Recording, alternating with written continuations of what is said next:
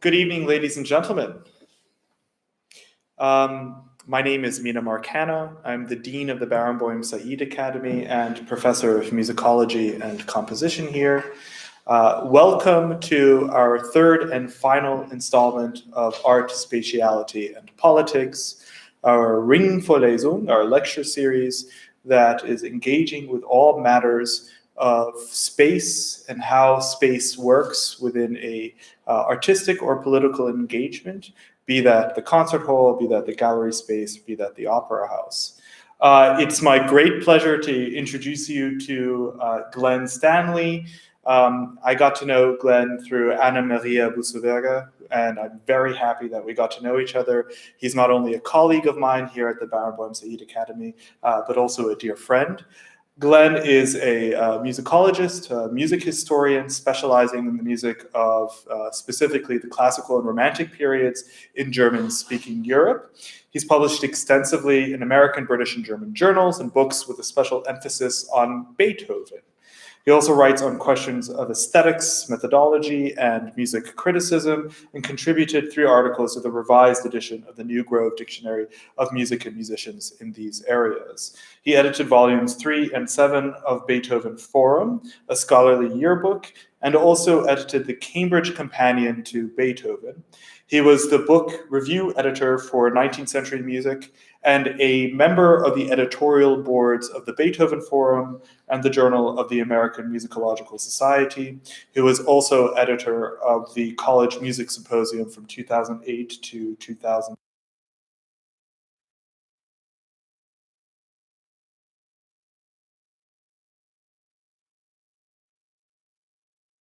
Humboldt University in 1997 and a guest professor at Freie Universität here in Berlin from 2010 to 2011.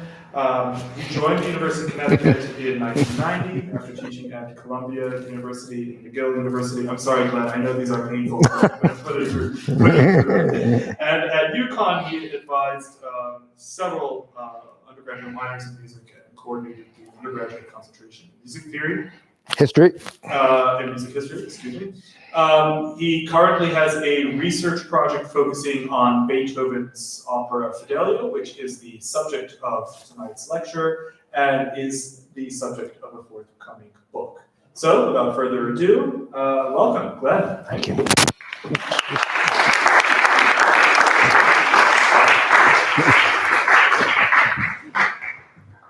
Thank you very much, Mina. It's a pleasure to be here. It's also a pleasure to be a part of the Academy. It was the one thing I was missing in Berlin for a while. while since the Free University toned down musicology, and now I have that, so I'm very, very, very, very glad about that.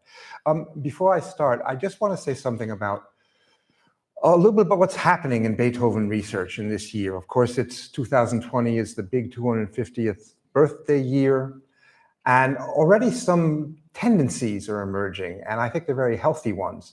And one could call them, a general way to categorize these tendencies would be to say demythologizing. And one of the main things is taking a very, very hard look at the assumptions, the glorious assumptions, as glorious as they might have been, about this idea of Beethoven being a fiery political revolutionary. Now, most of us who are acquainted with Beethoven's biography knew that he was strongly tempered, he had a strong temperament, he had strong opinions, he didn't always behave himself, and I think we all know that he did many, many very revolutionary things with his music. We also know that he had Republican sympathies, and no one is arguing against those, but we're looking a little bit more carefully. And one of the things that I've been working on Fidelio for quite a number of years, primarily on the reception and performance history. And I'll share some of that with you tonight. But I've been coming to some conclusions that are very different from the way I once thought about the work, because I bought into that when I was younger, partly. I think that's really part of the reason that this is a great revolutionary statement. And I don't feel that way anymore, which is not to say it doesn't make an impassioned plea for human rights, for brotherhood. So, and that's some of the things I'm going to tease out a little bit. But now I better start talking because it's probably too long as it is. I'm going to start speaking fairly quickly. And if it's going too fast, just let me know and then I'll slow down a little bit. But I don't want to wear out my welcome. The one thing I was told, I was told that there are a number of students here, and I'm especially glad that you found the time and have the interest in attending this type of scholarly lecture. That I really appreciate that. You see my email address, and this is also for any folks out there who are watching the stream. If anyone has any questions or any comments for me, you can certainly come up after the talk, or alternatively contact me via the email. So I'll start. In a lecture in Mannheim in 1784, Friedrich Schiller explored, as its title states, the theater considered as a moral institution, relating its societal function and service to the state to those of religion. He argues that no other institution, even religion, can have a more positive influence on the spirit of a nation, spirit meaning the shared perspective of a country's people.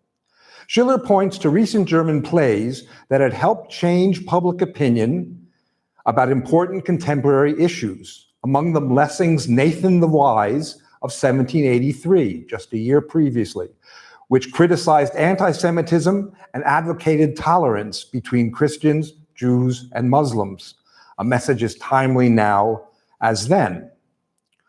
There's nothing revolutionary about Schiller's ideas. The thrust is the conservation and improvement of states through the moral education of their people. This very political lecture, soon published, takes no particular ideological stance. Let us note that Mannheim was the capital of the electoral Palatinate, an ancient feudal state. However, the theater for Schiller can serve, this by implication, but it's quite clear, can serve any and every form of state. And there were some alternatives around. Schiller's ideas are not new. They were foundational for the theater in ancient Greece, which he praises as exemplary for the theater as a positive cultural force in society. Then, back in ancient Greece, and now in the 1780s, the theater has the power to reveal the human soul, to instill in theatergoers sympathy and understanding for the other. That is the basis of its cultural efficacy. As Schiller's own tragedy, The Robbers of 1781 shows, a morally useful play presents social others speaking coarse language who rob and kill because they find no alternative. They deserve our sympathy, these robbers, if not our approval, and the recognition that they are human beings possessing dignity and compassion, at least for their own. Can we sense an affinity between Schiller's robbers, one of whom is a nobleman unjustly deprived of his inheritance, and the prisoners in Fidelio, one of whom, Florestan, has been unjustly imprisoned and is of a higher class than the other prisoners? There are the parallels. I think we can, and I think we should. By the way, Schiller in his lecture did not name his own play, The Robbers, which was published to much acclaim in 1781 as a book for reading. Yeah, before it was performed on stage. It was first performed in 1782 in Mannheim and then in Bonn in 1783. Beethoven was 13 years old in 1783. Did he perhaps hear of it, even if he didn't see it? In the time of its composition and first performances, Fidelio discussed crucial contemporary issues and made strong moral statements about injustice, the abuse of state power, human rights, and freedom. Viewing Fidelio from a Schillerian perspective is a useful way to begin an investigation of both its dramaturgy and its ideological message. However, as soon as we start to do this, we run into problems, not least because the opera sends mixed ideological signals and also mixes genres and styles. New problems arise when we look at its reception, notably with respect to interpretations of its ideological content, my focus. My talk has three parts. I begin with Schiller, Beethoven and Fidelio. Napoleon soon enters the arena in a way that might surprise and irritate. Part two sketches some major issues in the reception history of the opera in Germany. In the 1960s, ideological critiques of Fidelio's utopian message spurred productions that radically revised the work. Their spiritus rector was Bertolt Brecht, who understood himself in the tradition of Schiller. I won't be able to discuss it in this context, Brecht's influence. Perhaps if there's time, I could entertain a question. In part three, I discussed the contribution of spatiality to the opera. In his lecture, Schiller said nothing about the role of the playwright. He emphasizes the institution, but of course the author is crucial. When Beethoven called himself a poet, his sense of his own cultural significance, what he can contribute to his society and to mankind, was surely a motive as strong as his conviction that music is the equal of the literary arts. Did Beethoven know Schiller's text on the theater? Perhaps. It was published in 1785 in Thalia, Schiller's own journal. In enlightened Bonn, it was very probably discussed in the reading groups, the reading circles that were a feature of the Enlightenment in many enlightened cities. But really, he did not need to know the article, the printed lecture, because these ideas were circulating in a more general European discourse. Moreover, the opera seria, the serious Italian opera, firmly established in Bonn, provided a clear example of the theater promoting the image of a just and wise sovereign, the guarantee for a well-functioning society, just as Fidelio does. Oh, this is going to be an issue now, isn't it? Yeah. Oh, okay. I'll just smack it once in a while. However, as we know, Fidelio has roots in the French rescue opera, which embodies Schiller's ideas in its own way. The Léonore libretto of Jean-Nicolas Bouilly, translated and revised to give it more dramatic and musical weight, had much to offer Beethoven when he received it in 1804. Idealistic heroism in both Leonora, a woman the composer could revere, And Florestan, whose physical isolation in the dungeon certainly resonated with Beethoven's beginning deafness and self-isolation. Fidelio offered stoicism in suffering, strength through hope, love and duty, injustice and its defeat, freedom, dramatic action, and revolutionary republicanism, or at least a hint of it. All of these ideas and principles that Beethoven espoused. But all the versions, and there are actually 4 versions of Leonora. There's the original French one. There are two versions, the first composed in 1804 and premiered in 1805 in Vienna. Then about 6 months later, a revised version, 1806. And finally Beethoven, and finally in 1814, the version that has become the established version of today, of 1814. All the versions contain elements that are, at least apparently, difficult to reconcile with the profound themes that inspired him. The petit bourgeois concerns of the jailer Rocco, his daughter Marcellina, and the aide Giacchino are native to opera buffa, comic opera. Beethoven's music for them is in that style, including the wonderful quartet canon, whose refined simplicity locates all the characters socially, Leonora in the guise of Fidelio, of course, while expressing their capacity for a depth of sentiment that we might not predict them to have. What do we see? Common people can harbor refined feelings. Their goals and concerns are not trivial, as has been asserted in much Fidelio criticism that reveals ignorance of or disdain for Enlightenment values.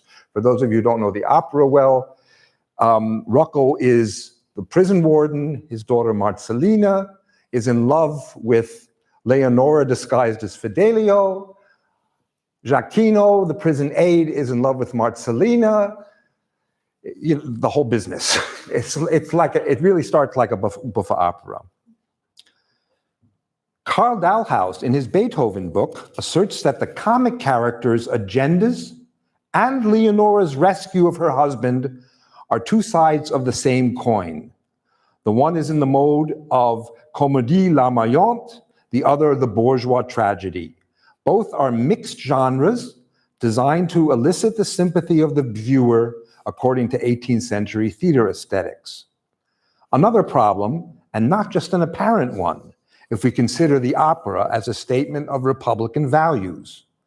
Leonora and Florestan are saved only when Fernando, a high-ranking aristocrat who represents the king, the actions is in Andalusia and Sevilla, Fernando intervenes, who also frees the other prisoners. Now, noting this, that Leonora does not actually complete the rescue of her husband, takes nothing away from her. Without her efforts, Florestan would certainly have perished much earlier in the second act, and the prisoners not freed. But her power is not enough to overcome Pizarro's. He's the bad guy, also working for the state, but he's a renegade. Leonora and Pizarro are equals, deadlocked. Fernando has more power, and he is a just and wise aristocrat. His character is perfectly suited for an opera seria.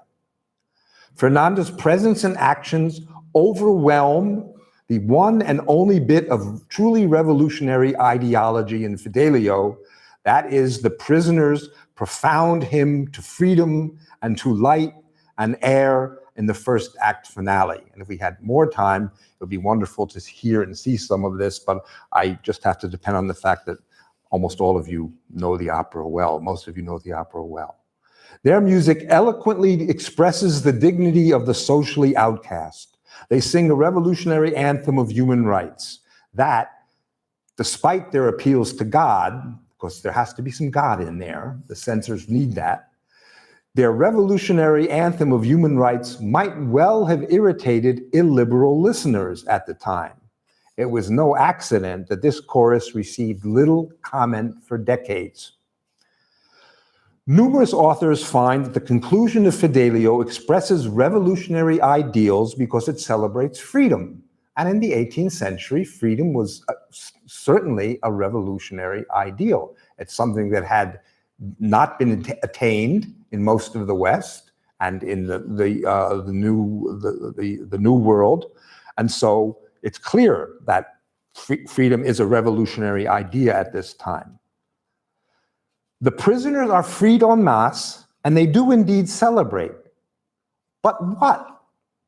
Not once is the word freedom, Freiheit, stated in the finale.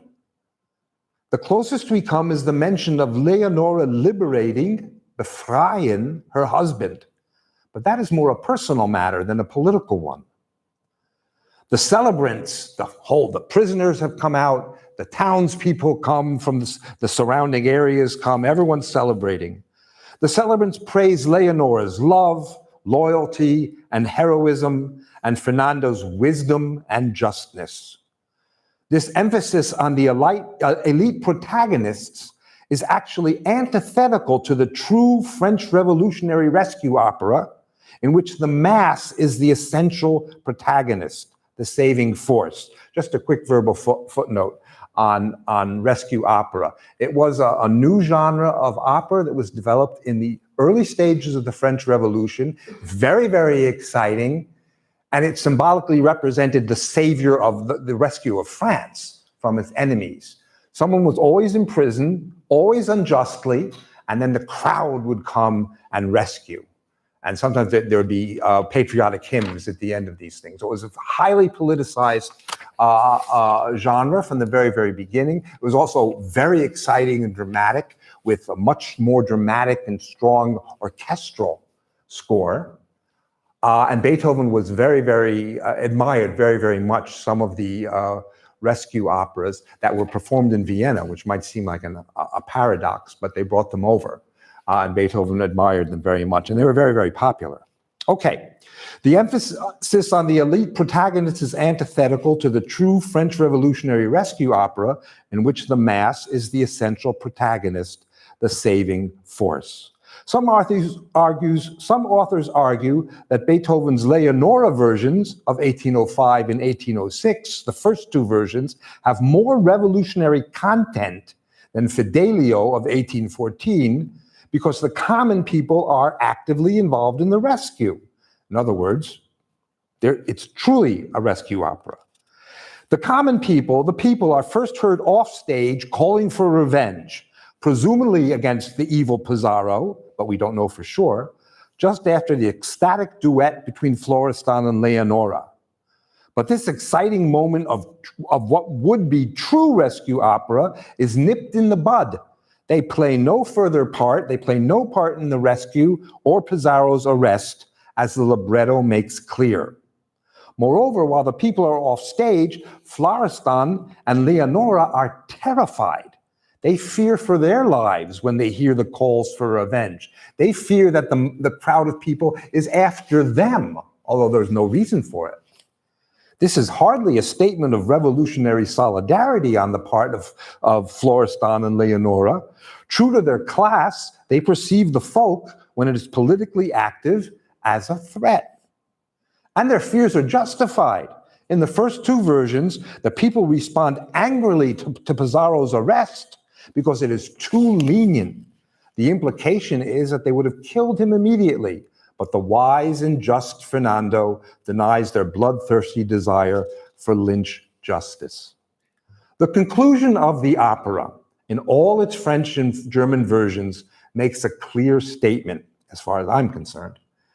It is anti-revolutionary, anti-Jacobin, that is, against the most radical phase of the revolution, which climaxed in the year-long reign of terror, 1793-94. The following phase, in the years 1795 to 1799, before Napoleon assumed absolute power as First Consul, was a period of consolidation of state authority by the upper strata of the bourgeoisie that had toppled the Jacobins and established the Directory in 1795. Bouilly, the author of the libretto, a lawyer and civil servant who skillfully negotiated the various phases of the revolution, wrote Léonore in the late 1790s. It was first performed in 1798 in Paris. His libretto celebrates elite authority and stability, to be sure, in the service of justice and human rights. What did Beethoven think of the ideological content of the opera that he was handed? Nothing that he ever wrote reveals the position. He first mentioned the project in a letter to the Leipzig editor of a very important musical magazine, simply calling the text an old French libretto. Perhaps he was exercising caution. Opinion in Germany and Austria was very mixed about the revolution in all its phases, and during the wars fought to consolidate it and export it. You had to be careful about what you said. Such caution, by the way, mirrored that of the critics who eschewed commenting on the political contents of the opera in their reviews. Beethoven certainly thought about the meaning as well as the aesthetic merits of the libretto, and most current scholars agree that he had important say in the revisions. So he didn't just write the music to the libretto, he really thought about what was in it. Claims about Beethoven's political views and the ideological character of his works have often been influenced by an author's own political persuasion. And I could confidently say have always been influenced, but perhaps one should never say always. Let us attempt to be objective and consider different scenarios. If Beethoven was the flaming revolutionary that some have claimed, he must have been very disappointed in the libretto. If we take him for an ardent Republican, but not a revolutionary, not someone who wants to topple the state through violence, the same holds true. He could not endorse Fernando as a saving hero. I don't remember any scholar linking Fernando to Napoleon, but I sense an historical and ideological affinity between them. They enforce civil liberties, justice, and the rights of man, but act with unchallengeable authority. Now, I should mention that Fernando, of course, is representing the king, who is mentioned in the opera, but never appears in the opera. So perhaps I should substitute the king for Fernando, but Fernando is the active character. If we view Beethoven as an advocate of human rights and personal liberty, a Republican with mixed feelings about the nobility, with whom he spent a great deal of time, but accepting of a non-Republican state, his own Austria, that practices justice, then we have arrived at the perspective that would approve of the libretto he received in 1804. Beethoven began work on Leonore not long after completing the Eroica Symphony, which, as I'm sure most of you know, was supposedly originally intended to be dedicated to Napoleon. It's pretty clear that it was originally intended to be that. Some work on a different opera preceded Leonora. Despite the incident of the Eroica title page, when he heard that Napoleon had crowned himself emperor in Rome in 1804, he took the title page of the Eroica Symphony, Intitulata Bonaparte, and he ripped it up. That's the dramatic story. And that's authentic. That's authentic. Despite the incident of the Eroica title page, he never broke with Napoleon completely. And we know this from hard evidence. Remarks, letters, that kind of thing. Let us note that he apparently did not object when the little warrior became, in 1799, the first consul of France, a turn of events that has been legitimately represented by historians as a counter-revolutionary coup d'etat. Only his self-crowning as emperor in Rome in December 1804 was too much for Beethoven, although the same emperor had issued the Napoleonic Code in April of the same year. Perhaps Beethoven was not sufficiently well informed to recognize the anti-republican nature of Napoleon as first consul. It was the title emperor that triggered his wrath. The Code reaffirmed human rights first enunciated by the Declaration of the Rights of Man in 1789. I should say first enunciated in France, by the Declaration of the Rights of Man of 1789, written by Lafayette with an assist from Thomas Jefferson. Against the background of the established order, these rights were truly revolutionary. The historical irony is that rights usually associated with the Republican regime, freedom, all kinds of freedoms, were guaranteed by a dictator. The frequent assertions, I think I'll skip a little bit. To be precise, we must conclude that Puig's Leonora and Beethoven's Leonore and Fidelio, all three versions, are Bonapartist operas, which does not mean that they're explicitly about Napoleon. They have roots in the revolution, as did Napoleon, but where it most counts, at the end of the opera, they valorize the type of political authority, and its absolute power is as much ancien regime as anything else. In other words, Fidelio in 1814 was perfectly suited for performances during the Congress of Vienna, despite its several irritatingly progressive moments. How could an opera that was perceived as revolutionary, a threat to existing institutions, rather than being in support of existing states, be performed at the Congress? We know what the Congress was about. It certainly wasn't about revolution. It was anti-revolutionary.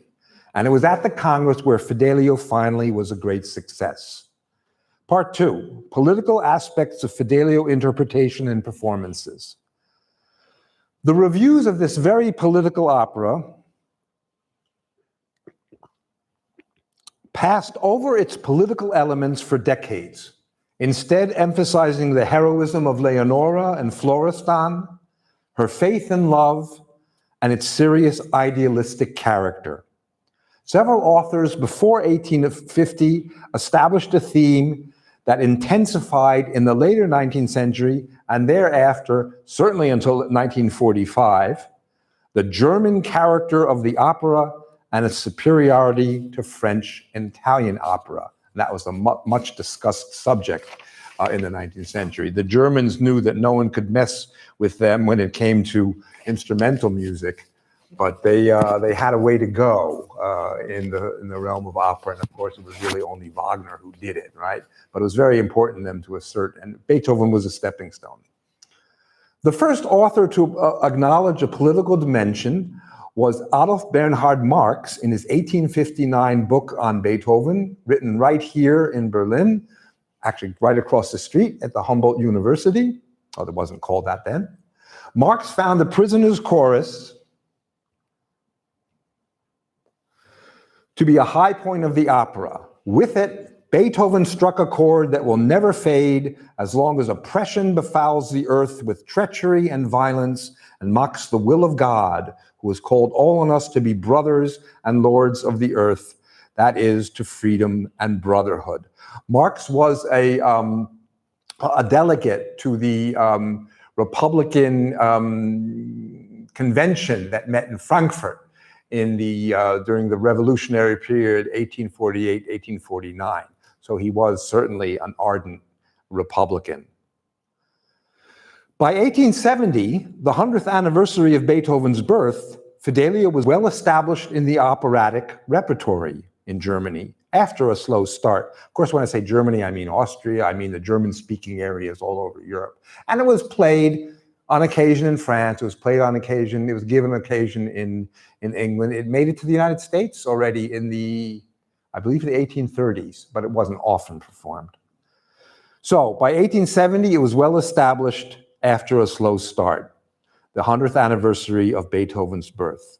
The centennial celebrations had a distinctly nationalistic character as Prussia moved towards war with France and the other German states moved towards the founding of the Second Empire under Prussian leadership.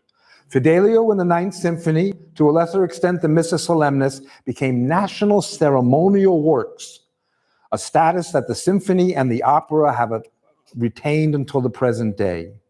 The great philosopher and historian Wilhelm Dilthey shared the predominating nationalistic perspective, but he gave it a liberal spin that was unusual for its time. This is written sometime in the late 19th century. It wasn't published until 1933. Fidelio is the musical work most closely related to Schiller's dramas. And that's another reason why I chose to start with Schiller. It expresses the same link, unique to its time, between the most personal feeling with the pathos of humanity per se, with freedom, with general education to a human ideal, as all these appear in his last plays.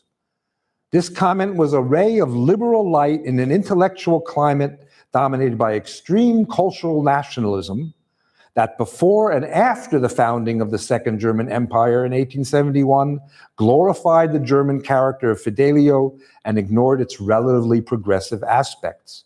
Even a liberal thinker, like the Viennese critic Edward Hanslick, celebrated Fidelio as, quote, the first great opera with a decisively, purely German character, which resides in its powerful, deeply serious, reflective nature. In Fidelio's second century, the reception assumed an increasingly political character as Germany entered the most turbulent years of its long history and the political spectrum expanded to the extreme left and the extreme right. Fidelio served propaganda and recruitment purposes for the left, for the trade unions. For example, a performance in 1909 at Karazetkin, working with the SPD, organized for workers in Berlin. Or a production in Essen, a great industrial city with a strong labor union movement, in which red flags were raised at the conclusion of the opera. During the Weimar Republic, right-wing critics and musicologists intensified the nationalistic interpretations of Fidelio, paving the way for the Nazi period. In the Beethoven centennial year 1927, journalists and scholars from the right, the left, and the middle too each advanced their own vision of Beethoven. German national hero, progressive revolutionary artist, idealistic, humanistic composer.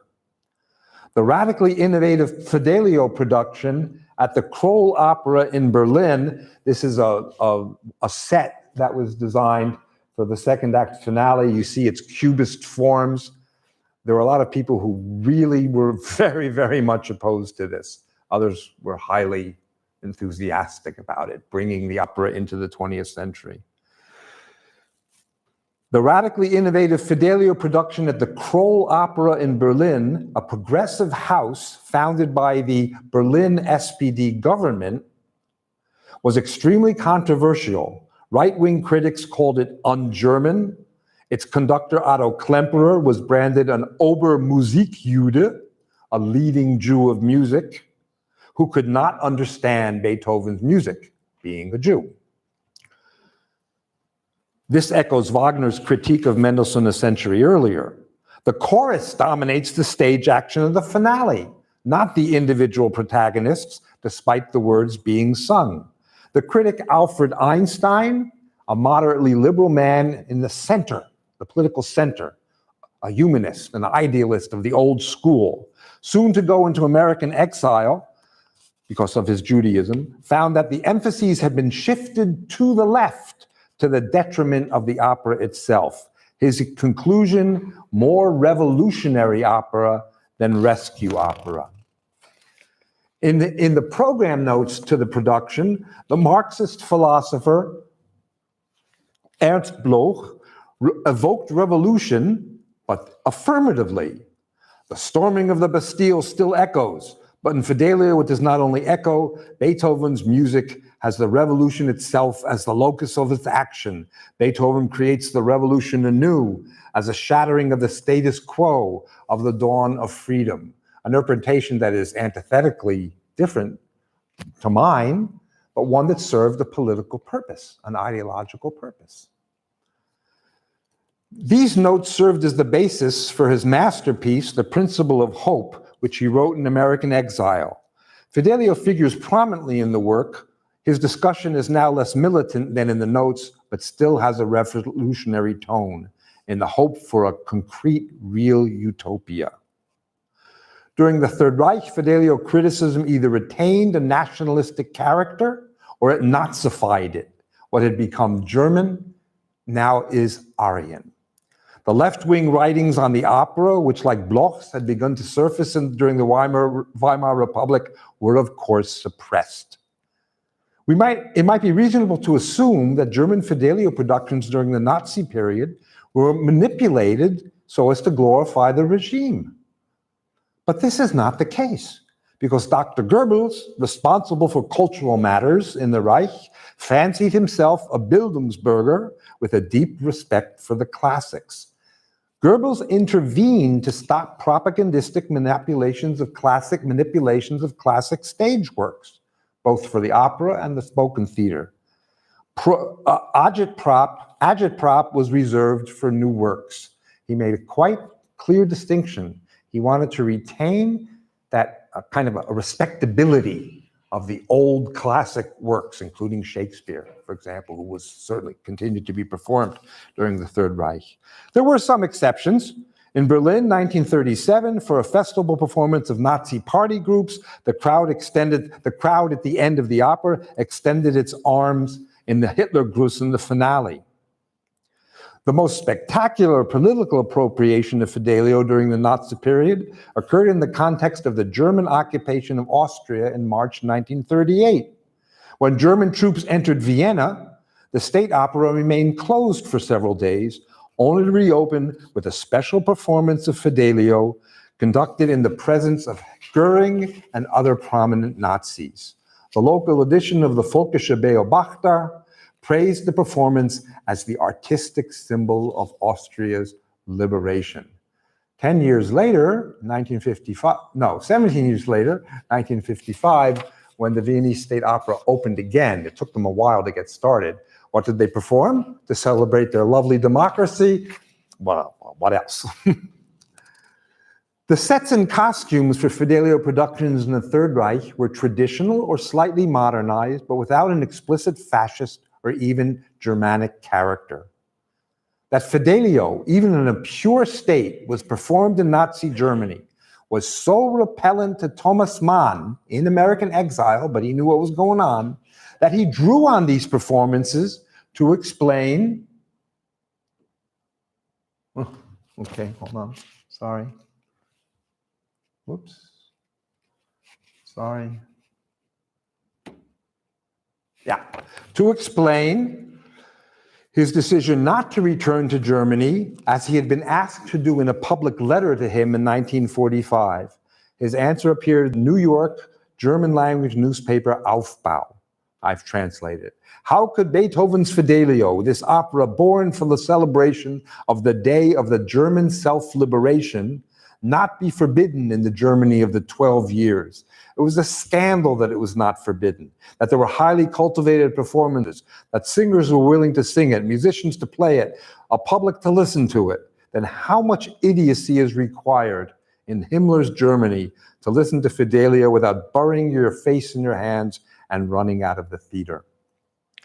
His statement foreshadows critical, doubting ideas about the validity and relevance of the entire German humanistic tradition in the post-fascist, post-Holocaust age. These were advanced by a small, but in the 1960s and thereafter, growing and prominent group of West German artists and intellectuals. In 1951, a new book by Theodor Adorno, Cultural Criticism in Society, contained a provocative assertion. Adorno wrote, "To write a poem after Auschwitz is barbaric." This is a cry of anguish and disbelief in the civilizing power of all art and art criticism. One commentator called it perhaps the most important turning point in the aesthetic discourse in the post-war period in West Germany. After the book appeared, writers and other artists, many of whom shared many of Adorno's views, answered that art, especially art that engages with recent history, is more essential than ever before. The debate went on for decades. And it surely influenced a broad cultural and political movement of students, artists, and intellectuals who in diverse ways confronted the nation with its past, with fascism and the Holocaust, but also with the stifling conservatism of the Adenauer period. It is no wonder that Fidelio was a crucial opera in this context. Mozart was too light, Wagner too dark and too closely associated with Hitler.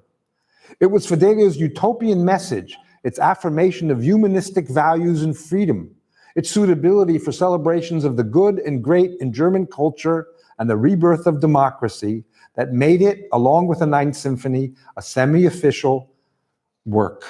Precisely because of these attributes and status, Fidelio, by a composer esteemed in much of the world, became a central target of this doubt and critique of Germany's humanistic tradition. This occurred neither in the German Democratic Republic, which disavowed any guilt or responsibility for the ugly aspects of German history and presented Fidelio as a pre-socialist revolutionary work, nor did it occur in Austria, the self-proclaimed first victim of Nazi Germany, where opera goers seemed to be perfectly satisfied with their long-standing Fidelio traditions.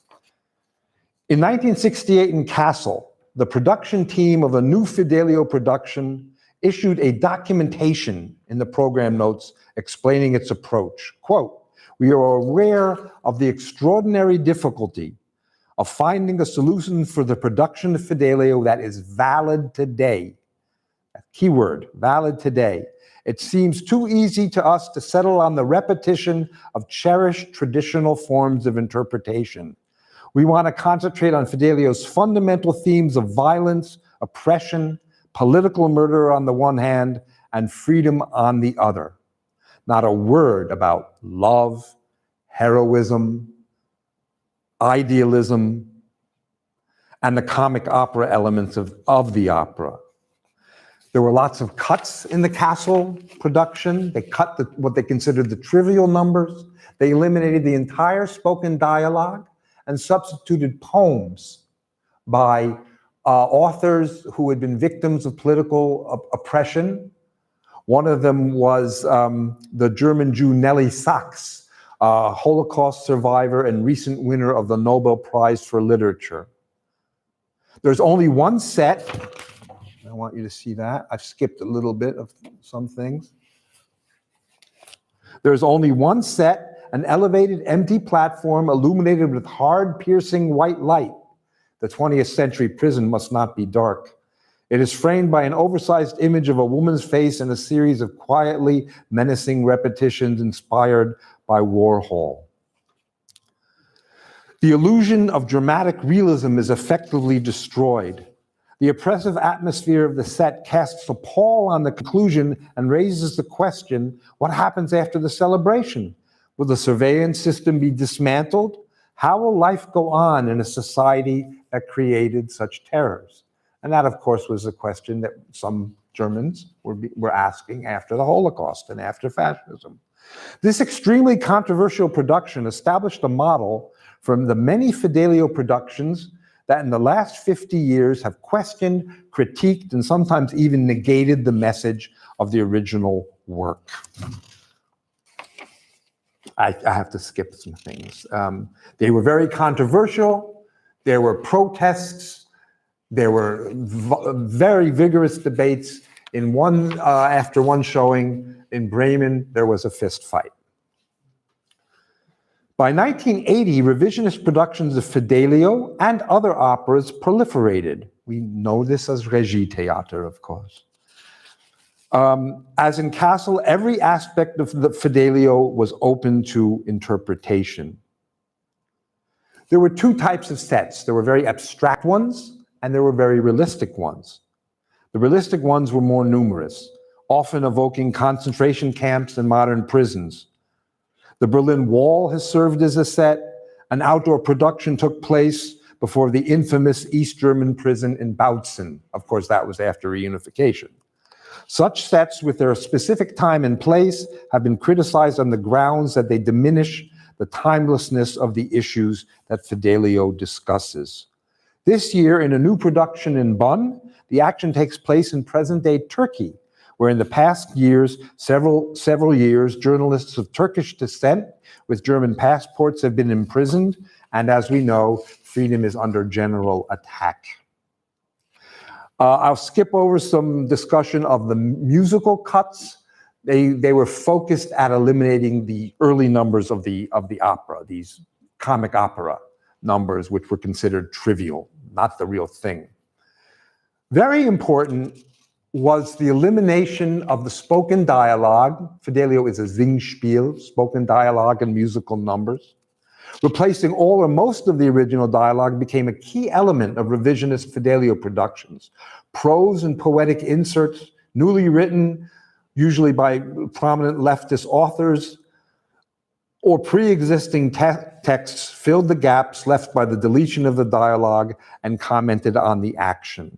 I want to talk a little bit about Walter Jens, the eminent, now deceased Germanist in Tübingen. His text of 1978 consists of monologues spoken by Rocco, whom he considers the most conflicted and interesting character in the opera. It takes place several years after the fact. Rocco is looking back. He characterizes himself as a small man in a situation that is too much for him. He criticizes and legitimizes his actions. He's dumb. He calls himself a Dummkopf, but he says, I would never kill. And he didn't kill.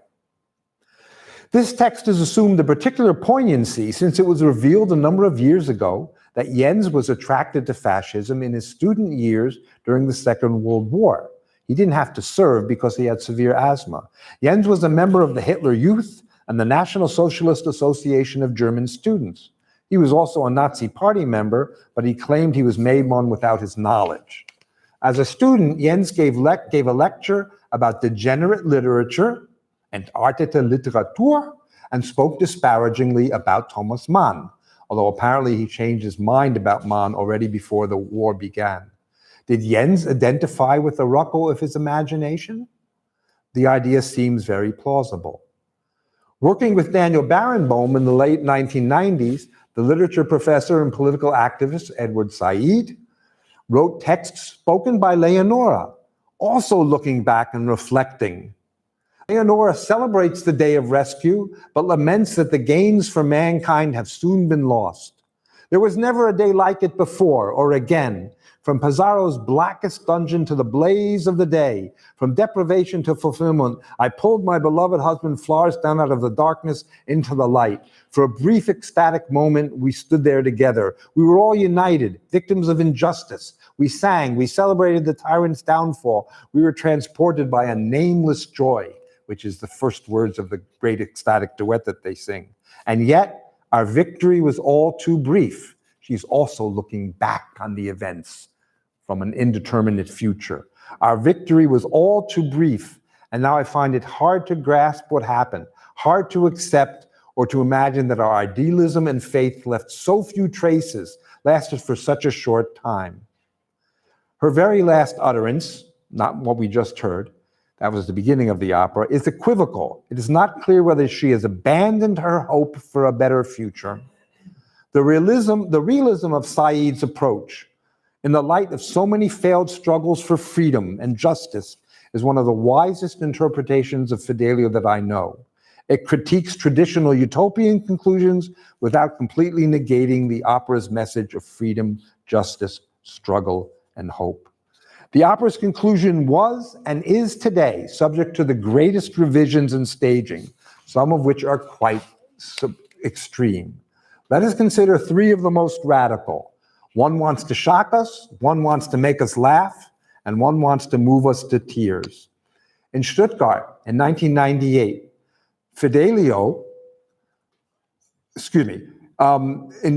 Stuttgart 1998, the director, Martin Kusej, who is now the director of the Burgtheater in Vienna, quite respectable, dressed his characters in contemporary clothing and turned Florestan's cell into a tawdry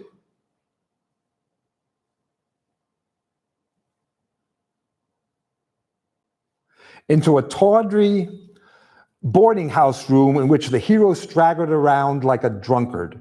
But he saved his best for the culminating scenes. Just after the trumpet first sounds, Pizarro cuts Florestan's throat and Leonora shoots Pizarro dead. Sudden, total darkness, a low-pitched gong sounds. After several unsettling minutes, lights on. A bloody Florestan and Leonora sing their duet, and the finale goes on for the most part as in the score. What are we to make of this? The worst happens, available weapons are used with terrible hope results. The principle of hope is a utopian illusion, and the theater is a make-believe world in which a corpse can sing. At the 1995 Bregan Summer Festival on the shores of Lake Constance, the English director David Pountney turned the finale into a political appearance on TV. Let's see if we can get a little bit of that here.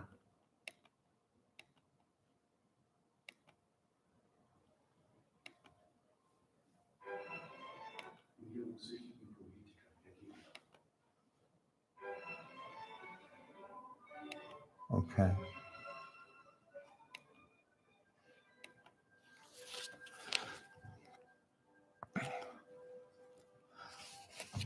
First, here we go. Now it really begins. It's very dark, I'm sorry. But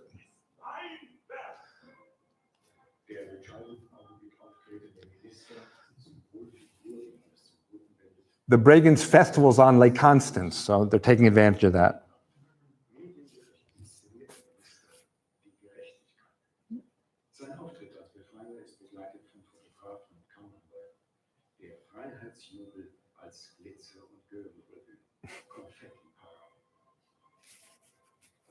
Gute in unserer unterhaltungssüchtigen Zeit nur wir als Menschenrechtsshow eine Chance.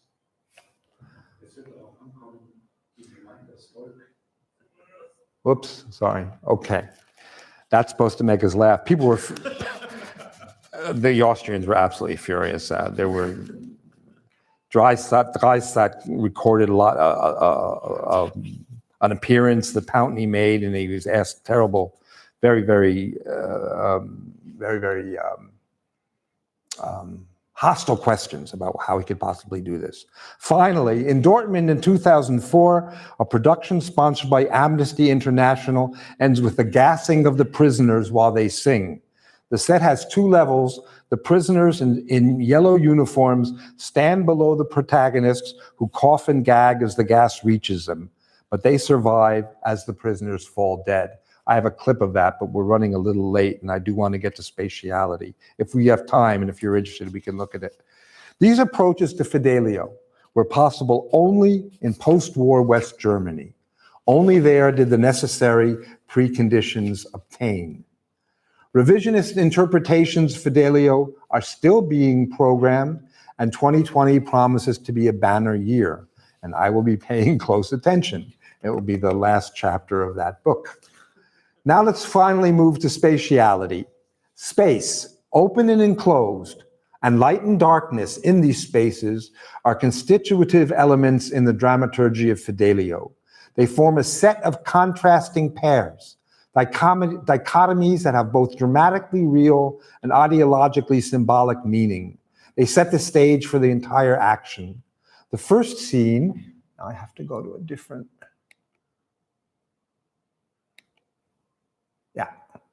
the first scene is set in the courtyard of the prison. And this is a picture of a drawing for the set of the very first version of 1805. Open space appropriately surrounds the...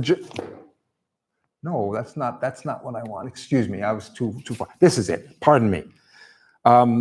The first scene is set in the courtyard of the prison. Open space appropriately surrounds the jailer Rocco and his team as they perform mundane, harmless tasks. The setting for the second scene does not change.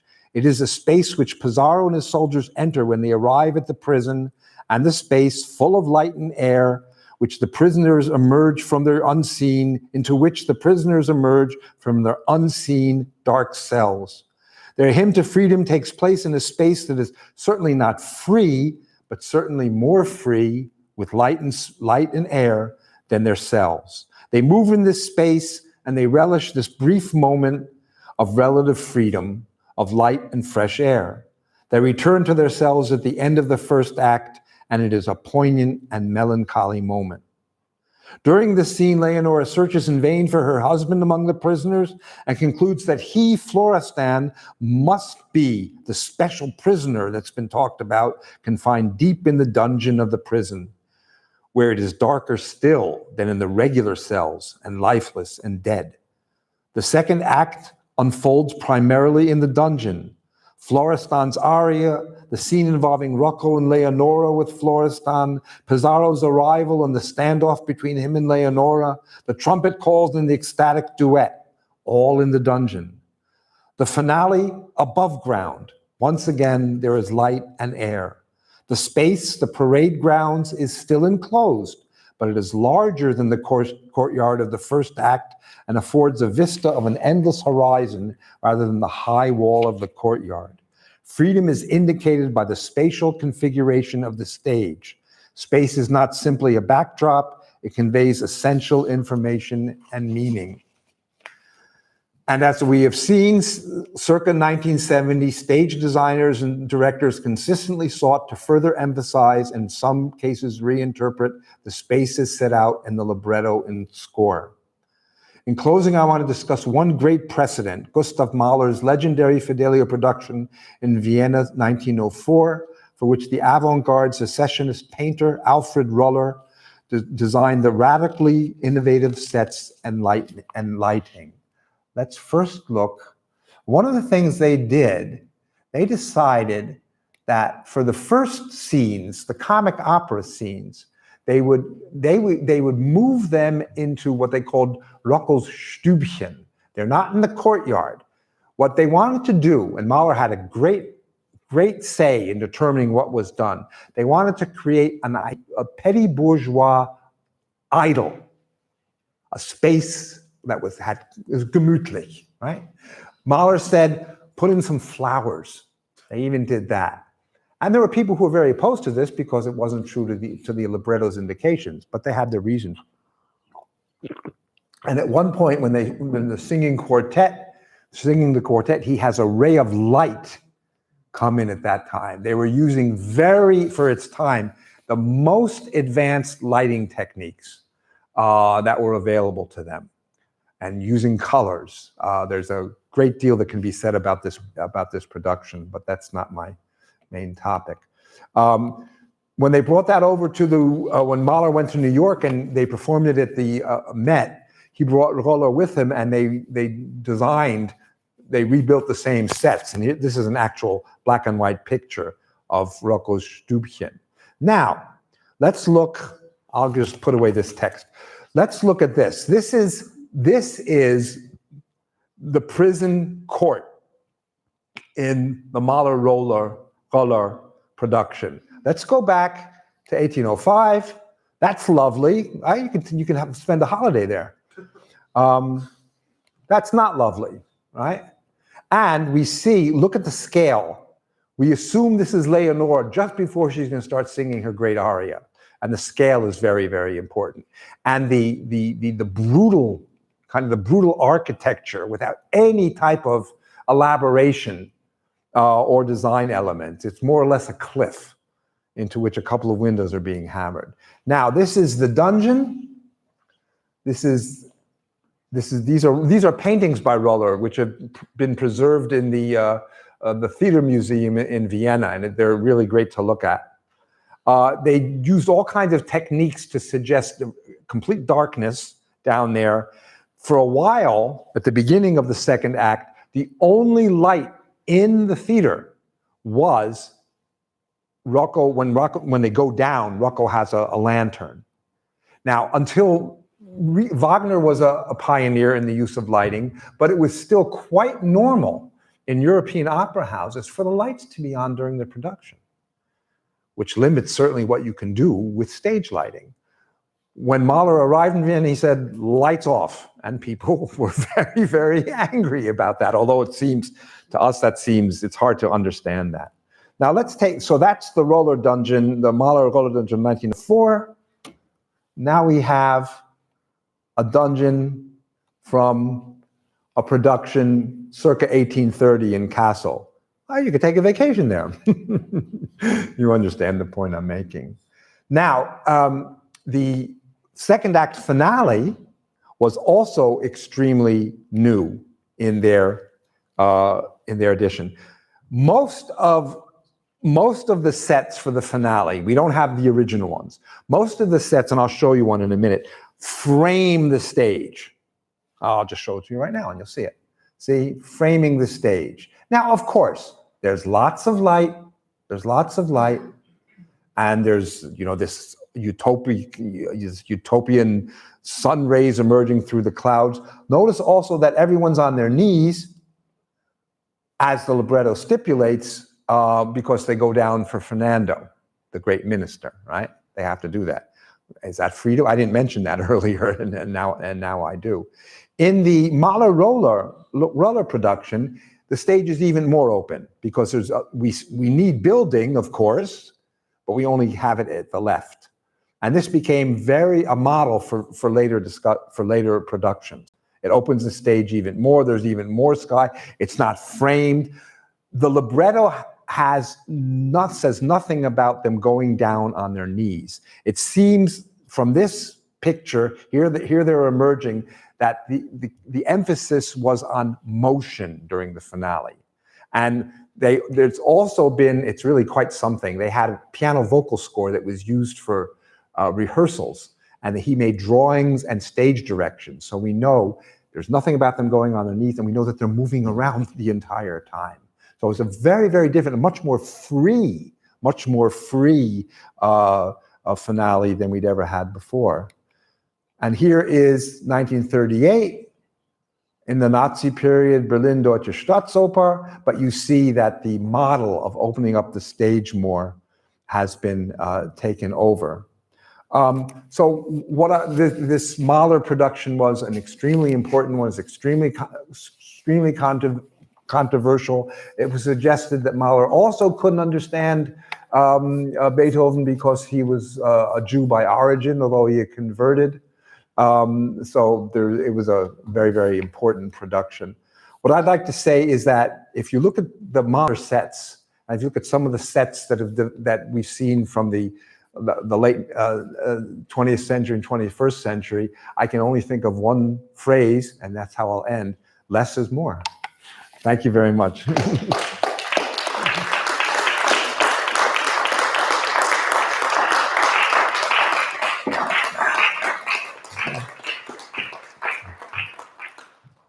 Thank you very much, Glenn. We have time.